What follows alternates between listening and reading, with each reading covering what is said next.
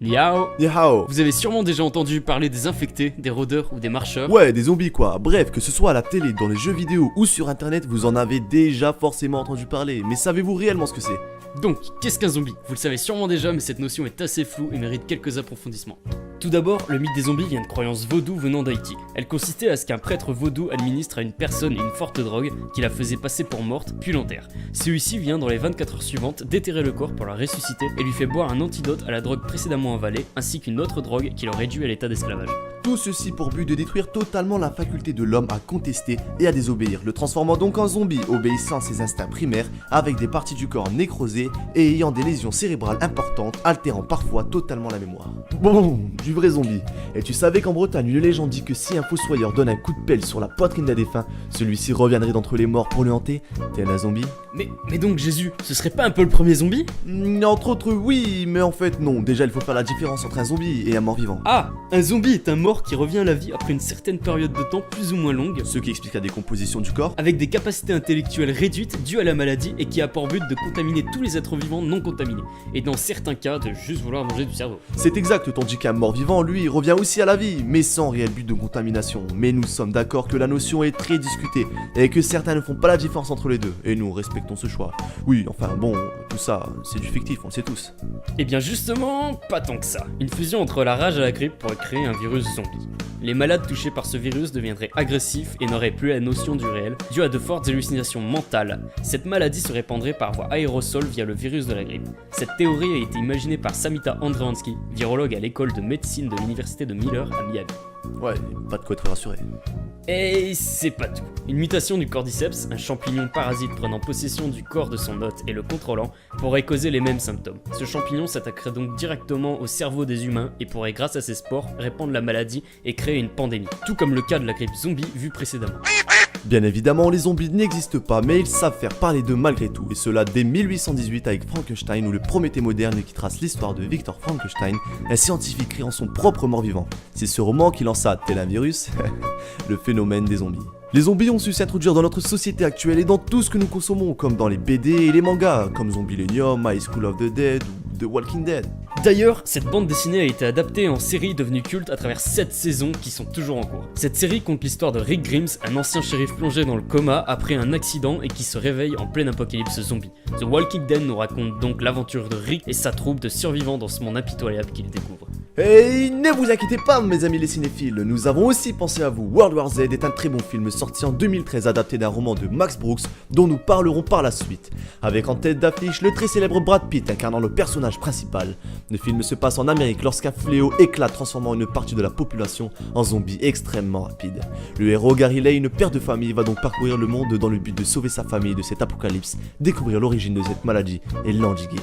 Ensuite, il y a Je suis une légende, dans un autre genre qui raconte l'histoire de Robert Neville, qui est vraisemblablement le dernier survivant d'une apocalypse zombie et qui va tenter de survivre coûte que coûte dans un monde délaissé par toute créature vivante, accompagné de son seul chien. Bien évidemment, les zombies, réels fans de musique, ont su s'y faire une place, transformant tous vos cimetières en véritable terrain de danse. Allez, on est sûr que vous la connaissez celle-là, mais si, allez, un petit peu, rien que pour le plaisir des oreilles, je vous présente...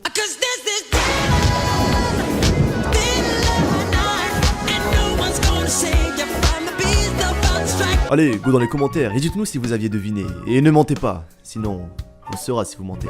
Eh mais attendez le mec, Michael Jackson est mort, on est d'accord. Or certaines personnes démentent l'avoir vu vivant. Donc, il est revenu à la vie, il est un zombie?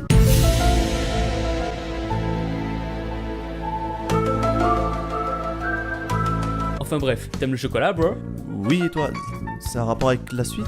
Non, aucun rapport. Les romans. Le Prométhée moderne en a inspiré plus d'un. Parlons de Le Guide de survie en territoire zombie, adapté en World War Z par la suite de Max Brooks, qui est un excellent film à dévorer un soir d'hiver au coin du feu. Ce livre vous apprend donc comment survivre au mieux en cas d'apocalypse zombie, en débattant sur les meilleures armes à prendre dans telle ou telle situation, ou encore comment nettoyer une zone de zombies en les chassant. Enfin, parlons maintenant de la catégorie qui a le plus interprété le genre. Je veux parler des jeux vidéo. Ah, les jeux vidéo, que dire de plus? Tout un univers infini et inépuisable de jeux, des années d'amusement, des souvenirs. Comment faire une vidéo sur les zombies sans en parler? Et comment? Car c'est bien dans les jeux vidéo que les zombies sont le plus présents, que ce soit dans Dying Light, jeu sorti en janvier 2015 de Techland, créateur des Dead Island, véritable chef-d'œuvre à un survival horror et aventure parcours à la première personne avec un cycle jour et nuit ultra intéressant. Ce jeu nous met dans la peau de Cal Crane, un agent de la GRE, qui est une organisation humanitaire qui va aller dans la ville de Harad, citée maintenant en quarantaine à cause d'un virus zombie qui a à présent contaminé toute la ville. Celui-ci doit donc maintenant se procurer des dossiers top secrets détenus par Raïs, un gangster de la ville. Avec ces documents, ils promettent de créer un remède contre le virus. Enfin, c'est ce qu'ils disent. Vous êtes donc parachuté au beau milieu de la ville, infecté de zombies. Bravo. Et vous faites donc mordre. Votre vie n'est sauvée que parce qu'un groupe de résistants vous a trouvé au moment de votre arrivée. Vous êtes donc lancé dans une ville carrément zombifiée, tiraillée entre plusieurs camps, entre les humanistes pervertis par l'argent, les survivants au grand cœur qui se meurent les uns après les autres, et le gang, demandant des actions bien spéciales pour avoir le dossier tant recherché. Pour qui allez-vous travailler? Combien de personnes allez-vous trahir? Jusqu'à quel point le virus zombie vous a-t-il infecté? Tout ça, vous le saurez en jouant au jeu. Vous pouvez y aller et vous ne serez pas déçus. Bien évidemment, Dying Light n'est pas le seul jeu qui inclut des zombies. On en a de tout type comme Black Ops, The Last of Us, Left 4 Dead, Doom, Resident Evil, toutes ces grandes licences à succès qui utilisent le mythe du zombie dans leurs jeux. Et ça pour notre plus grand bonheur. Bon, maintenant qu'on a, je l'espère, réussi à vous apprendre quelques trucs sur le sujet, passons à la... En effet, la Terre vient d'être frappée par une pandémie. Les seuls qui ont survécu sont peu nombreux et peinent à survivre. Pourquoi? Parce qu'en 2056, ils n'ont toujours pas vu la vidéo de Darm sur les zombies, qui leur aurait expliqué comment survivre dans un monde apocalyptique. Parce que nous venons du futur, les amis. Alors mettez des pouces bleus. Chaque pouce bleu sauvera une vie. Car la vidéo aura plus de chances de se retrouver dans la liste de suggestions des autres. Et donc, quand l'apocalypse arrivera, ils sauront comment s'en sortir. Ouais, allez, arrête de réclamer des pouces. Maintenant, on va démonter certaines croyances ou notions que les gens ont ou que les jeux vidéo vous ont inculquées. Alors on va commencer fort. Un zombie, c'est faible. Logiquement, ça peut pas tuer un humain comme dans les jeux ou les films et tout. Enfin quand même, le truc il a perdu des muscles quoi. Et parfois bien plus. Donc il est lent, il est pas trop intelligent et il ne peut pas guérir. Faut pas croire qu'un zombie sans sang, ça marche toujours. Et leur technique de propagation, désolé, mais c'est pas très efficace. Ouais, parce que devoir mordre quelqu'un pour le transformer après un certain temps, on a vu mieux comme recyclage. Souvent, on a le temps de se tuer avant si on a une bonne conscience. Ouais, comparé à nous qui pouvons nous reproduire. Alors ok, c'est pas facile d'élever un nourrisson dans un univers comme ça, mais ça se fait, sur un malentendu. Ouais, enfin bref, on est rapide, comparé à eux, intelligent... Ouais, bon, sauf pour toi, bro, je vous l'accorde. Mais bon, on est entier en plus. En plus de ça, il faut pas oublier qu'on a tout de notre côté. La météo. En effet, la météo nous est favorable. On connaît les effets des pluies acides et savons nous en protéger. Eux, non. Ils continueront juste de marcher en dessous et par chance finiront fondus par l'acide. Enfin, ce n'est pas le seul phénomène météorologique qui pourrait se produire, bien évidemment. Des raz-de-marée ou inondations pourraient totalement stopper des hordes immenses alors que nous pourrions tout simplement contourner le problème. Le terrain. Le terrain est aussi en notre faveur. Nos villes sont faites pour nous, les hommes. Ascenseurs, escaliers, tous ces moyens de locomotion au passage que les zombies ne peuvent emprunter. Ensuite, les montagnes. Réfléchissez, vous pensez que des zombies peuvent gravir des montagnes? Impossible. Un zombie n'ayant logiquement plus le sens de l'équilibre et parfois n'ayant plus de mollets, cela fait des montagnes un lieu de paix, une safe zone. Les animaux. Ensuite, il ne faut pas oublier qu'en cas de virus transmissible que par morsure, les animaux sont aussi nos alliés. Les lions peuvent facilement venir à bout de quelques zombies, bon, sûrement décédés après coup, mais rien ne dit que son organisme est réceptible à ce genre de virus. Qui plus est, la dose létale de chaque espèce chimique varie selon les animaux, ce qui font d'eux de parfaites armes contre les zombies. Les armes. Tiens, en parlant d'armes, nous aussi on a des armes. T'as raison, nos armes peuvent venir à bout de presque n'importe quoi, même d'une planète. Alors quelques zombies... Et si des scientifiques sont parmi les survivants, une base abandonnée cachée au milieu de l'Amérique, et hop, on développe une bombe qui touche toute la planète et qui touche tous ceux qui sont atteints du virus.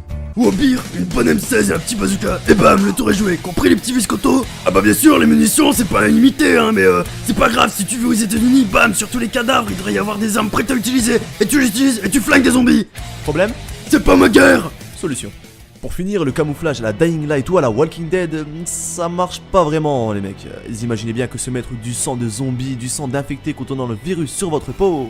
Bah ouais, il suffirait que vous ayez une petite entaille quelque part et que vous vous en êtes pas rendu compte et vous voilà déjà condamné. Ou même, peut-être que le virus est assez puissant pour être transmissible même à travers la peau. Et Dying Light est sûrement le pire. Bien qu'un très bon jeu, se recouvrir le visage de sang d'entrailles de zombies... Bah c'est le même problème en fait, et puis c'est trop près des voies respiratoires, même si le virus n'est pas aérosol, on n'est jamais trop prudent. Et les yeux, ça pardonne pas non plus, c'est hypersensible ces deux boules là. Ensuite on est arrivé en faisant cette vidéo à se demander si avoir un crew n'était pas une bonne idée. Nous savons tous qu'une troupe pour se déplacer, c'est un petit peu handicapant. Ouais, mais pour la survie c'est plus simple, chacun couvre ses arrières et on peut plus facilement repousser les zombies sans risque. Oui, mais tu oublies que nous sommes dans un monde impitoyable qui change les gens. Personne n'est plus humain, juste survivant prêt à tout pour survivre, même jusqu'à tuer ses proches. Ouais, en plus se déplacer en groupe, c'est plus dangereux, on est plus nombreux, donc plus facile à repérer, et chacun n'est pas aussi discret qu'un ninja. D'accord, et qu'est-ce qu'on fait des planques? C'est bien ou pas? Dans un sens, oui, on peut se reposer, on est à l'abri des zombies, on peut faire des provisions, planifier nos raids. Alors oui, mais il faut dans ce cas y rester peu de temps car une présence sédentaire se fait vite repérer à cause de la lumière, des odeurs, des mouvements, et nous savons tous qu'une fois un zombie alerté, tous viennent. Et des milliers de zombies, peu importe contre quel bâtiment, finiront bien par le détruire. Et de toute manière, si on est encerclé par des zombies dans une habitation, il doit être difficile voire impossible d'en sortir.